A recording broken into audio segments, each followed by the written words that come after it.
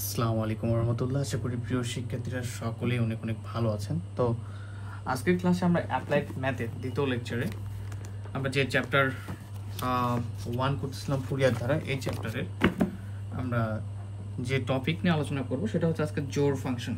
ওকে, জোড় function.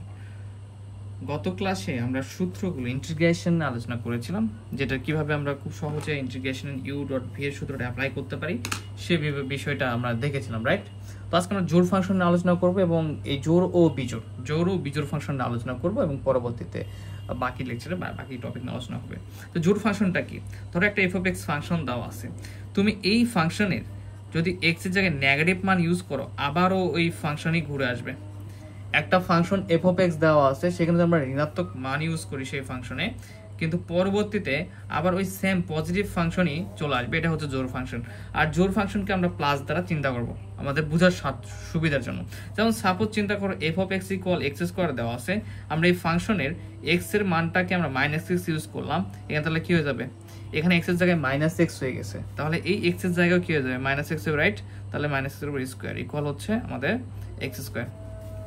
Minus x এর উপরে স্কোয়ার থাকলে কি হয়? আমাদের এক্স স্কোয়ারে চলে আসে, রাইট? তাহলে আমাদের কি হচ্ছে না, এখানে আমাদের এই যে ফাংশনটা ছিল এফ অফ এক্স, সেই ফাংশনটাই আমাদের আবার ব্যাক আসতেছে।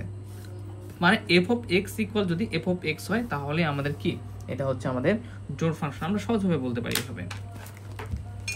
আবার যদি আমরা একটু চিন্তা করি যে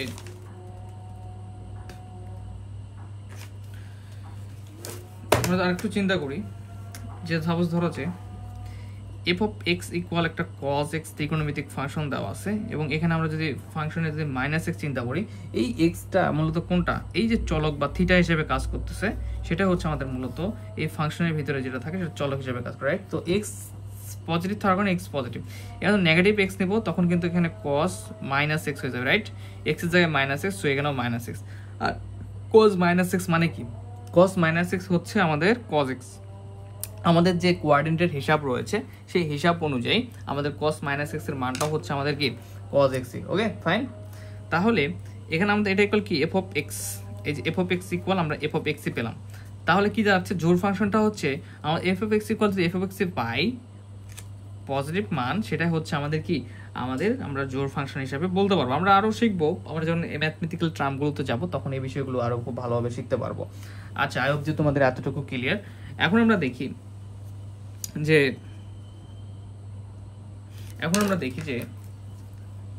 কি দেখবো। এখন আমরা দেখবো যে ত্রিকোণমিতিক যে আরো ইয়েগুলো আছে, মানে কোঅর্ডিনেটের হিসাব, সেটাতে কোনগুলো জোড় ফাংশন হিসেবে কাজ করবে।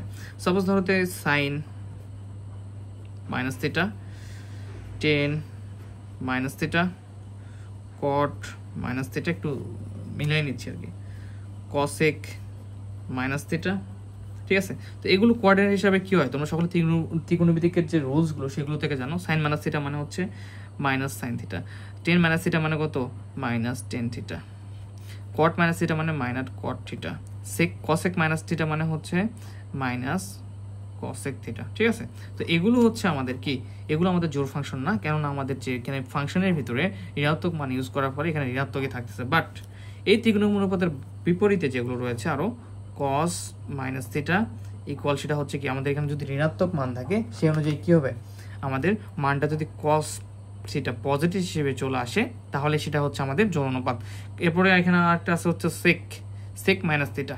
তো কোঅর্ডিনেটের হিসাব অনুযায়ী যদি সেকের ভিতরে যদি মাইনাস থিটা থাকে সেটাও কি হয়ে যায়, আমাদের পজিটিভ হয়ে যায়, তাহলে এটা আমাদের কি, জোড় ফাংশন। ওকে, আচ্ছা ফাইন। তো জোড় ফাংশনের ব্যাপারটা হালকা ক্লিয়ার তোমাদের এখানে উদাহরণের মাধ্যমে। এখন আমরা যদি সংজ্ঞাতে চলে যাই, সংজ্ঞা অনুযায়ী যে জোড় ফাংশনটা কাকে বলে, এবং তখন ব্যাপারটা তোমাদের আরো ক্লিয়ার হবে যে যদি একটা এফ এক্স ফাংশন হয় এবং সেই ফাংশনের ঋণাত্মক মানটা যদি পজিটিভ হিসেবে চলে আসে সেটাকে আমরা বলতে পারি জোড় ফাংশন। আচ্ছা, তো এই সংজ্ঞাটা আমরা একটু সুন্দরভাবে লেখার চেষ্টা করি যে জোড়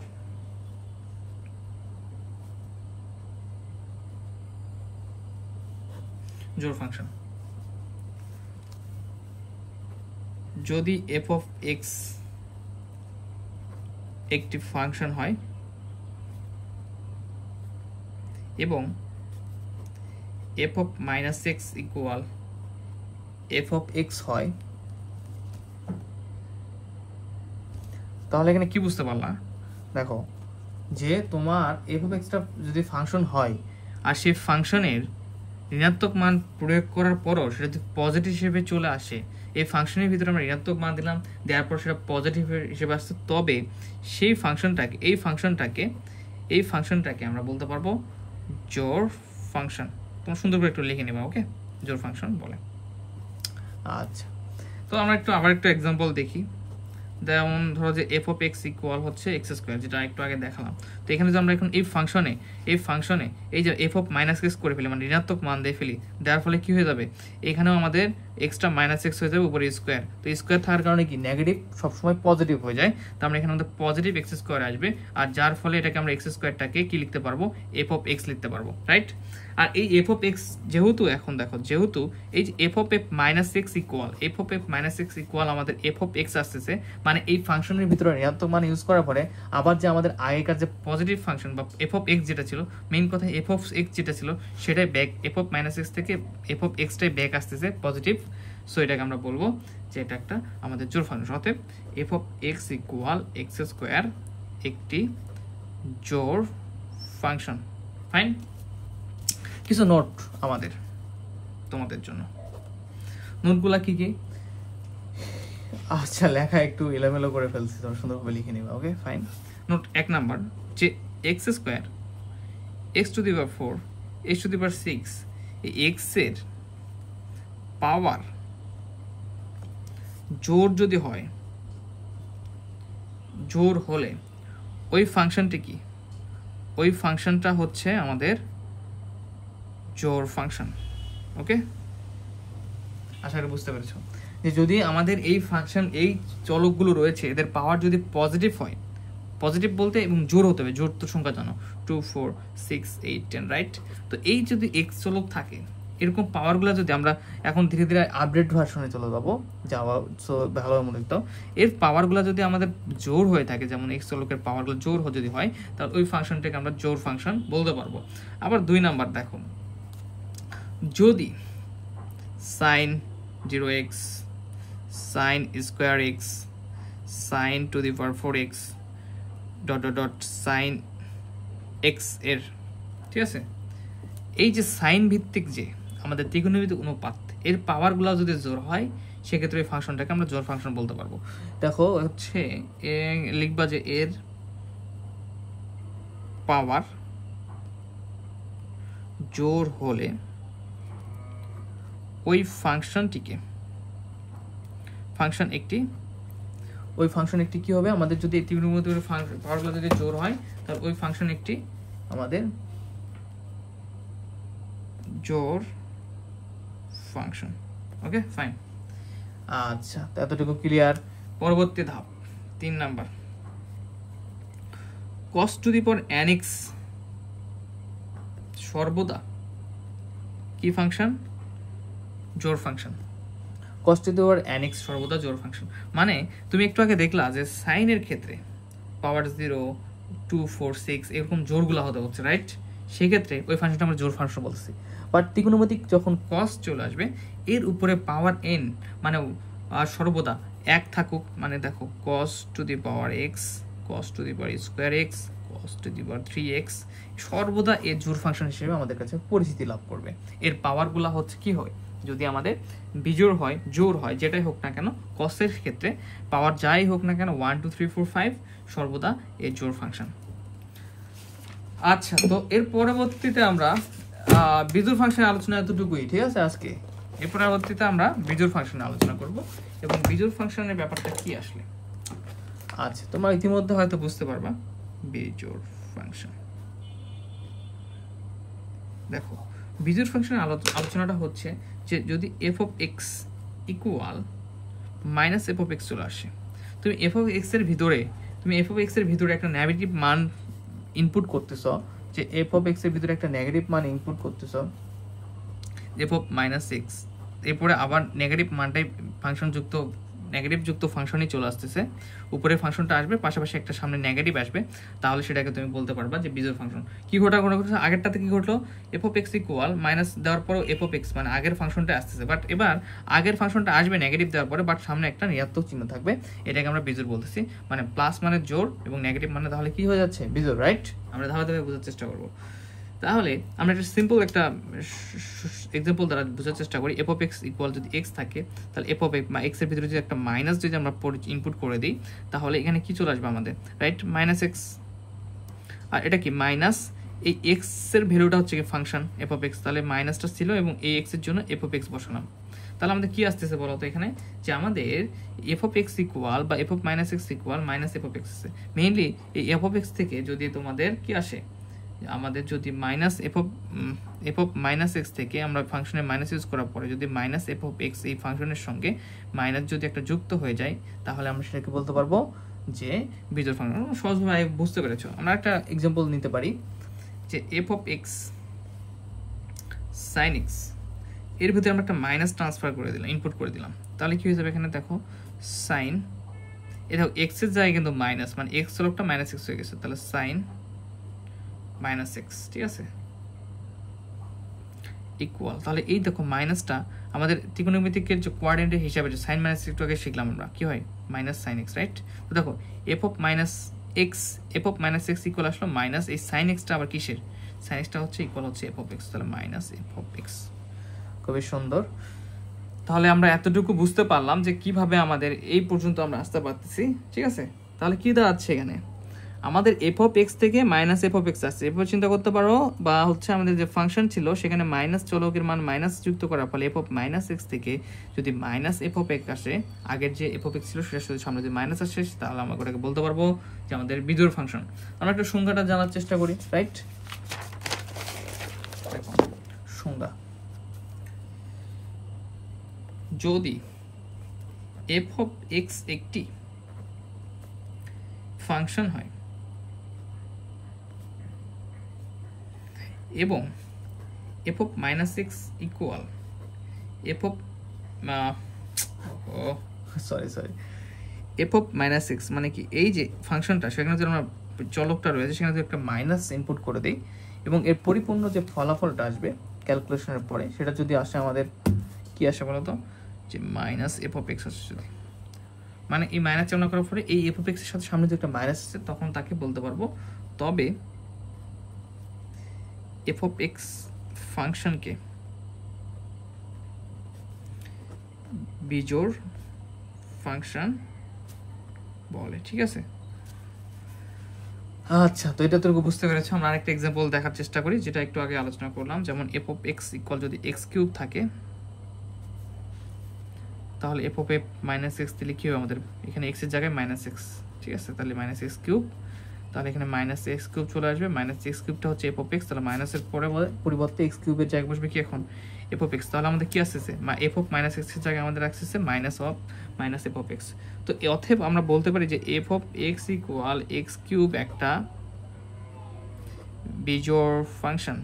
ওকে, বিজোড় ফাংশন, ফাইন। তাহলে আমাদের F of x equal x cube হচ্ছে একটা আমাদের কি বিজোড় ফাংশন, ঠিক আছে? এ হচ্ছে কাহিনী।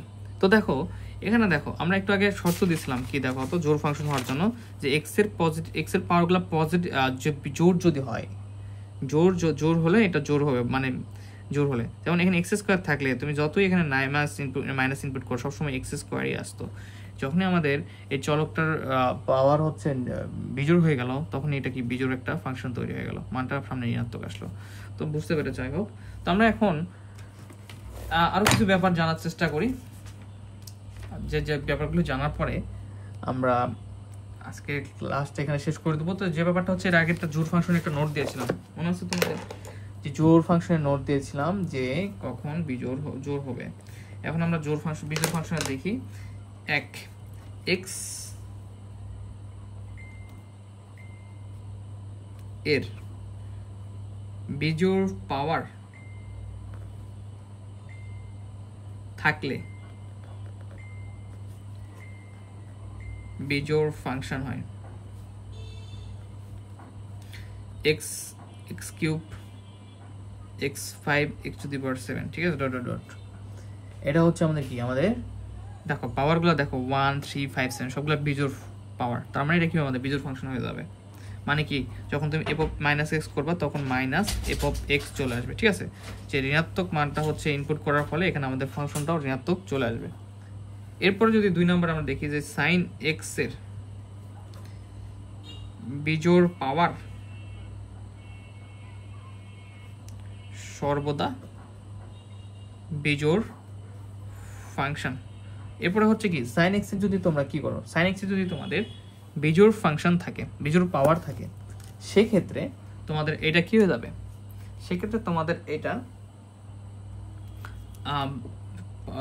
বিজোড় পাওয়ার থাকা মানে সর্বদা, সরি মিস্টেক হয়ে যাচ্ছে, কি যেন বলতে যাচ্ছিলাম, যে sin x এর বিজোড় পাওয়ার সর্বদা বিজোড় ফাংশন হবে।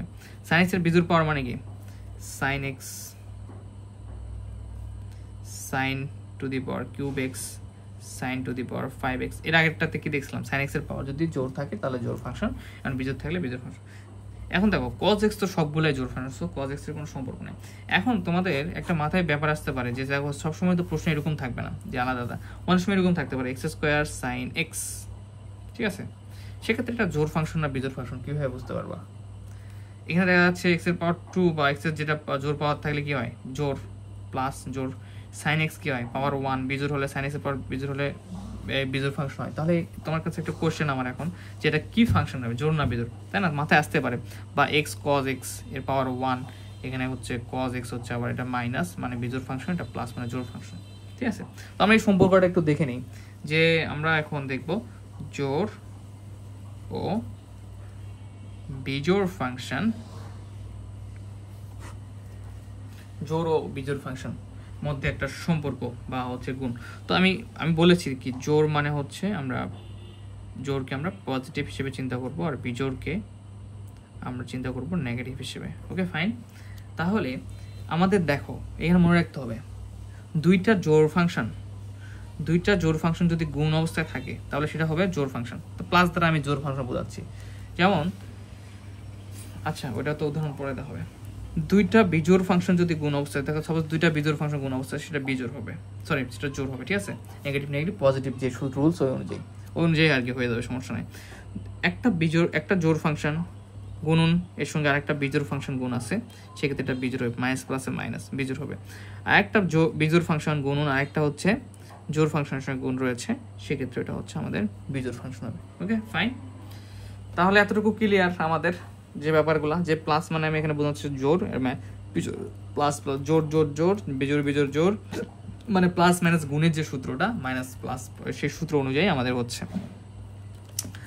আচ্ছা, তো আজকের লেকচারটা শেষ করার আগে আমরা ফাইনাল টাস্কটা দিয়ে নিই, তোমাদের একটু উদাহরণ দিয়ে দেখাই।